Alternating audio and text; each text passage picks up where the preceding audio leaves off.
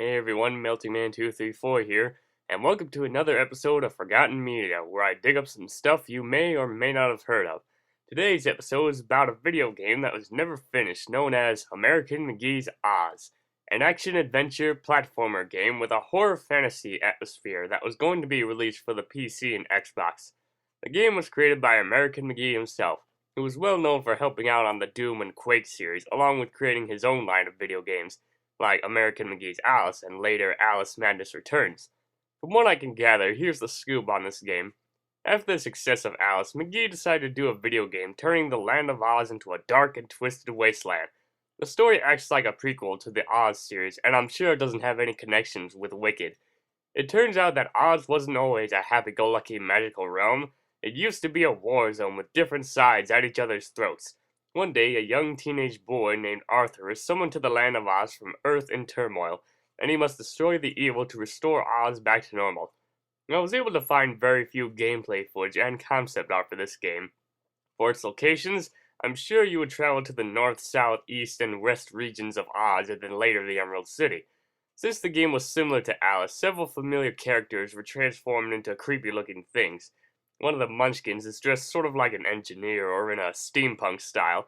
The flying monkeys were featured in the game, probably giving a backstory on how they were created. Creatures called the Straw Golem would act as enemies. And I'm sure there was an idea where the player meets the Tin Man when he was human before he was entirely made of tin. Another interesting thing is that Jack Pumpkinhead was planned for the game. Although I find it weird that it would be featured in the game, which is a prequel to The Wonderful Wizard of Oz, even though Jack debuted in The Marvelous Land of Oz, which is a sequel to The Wonderful Wizard of Oz. Anyway, there was some concept art for the witches, and I'm sure they were going to have a big role in the game. These pictures show some concept art of certain locations of the game. The name of the locations are unknown. It looks like one of them is for the Jack Pumpkinhead character, one looks a bit like the Emerald City, and the others I'm not sure about.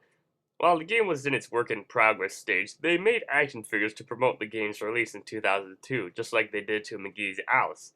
I was able to get all three of them since they are rare nowadays. I'll talk more about those in another video.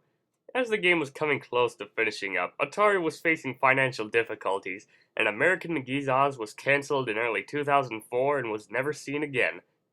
But American Mcgee didn't quit after that. He started looking for other video game companies that would help him finish it, but they all rejected the project.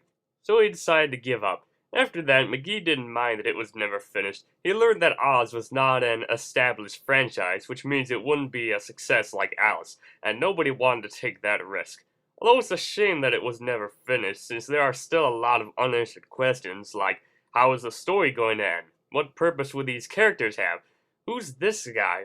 I'm guessing this could be the main character, and it might lead to the possibility that he would later become the Wizard of Oz, or maybe it was a resident of the Emerald City. I don't know, I'm just making up ideas as I go along. Well, I guess these questions will never be answered.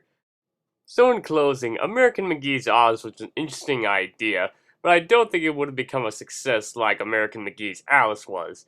Well, that wraps up this episode of Forgotten Media, so this is Melting Man 234 signing off.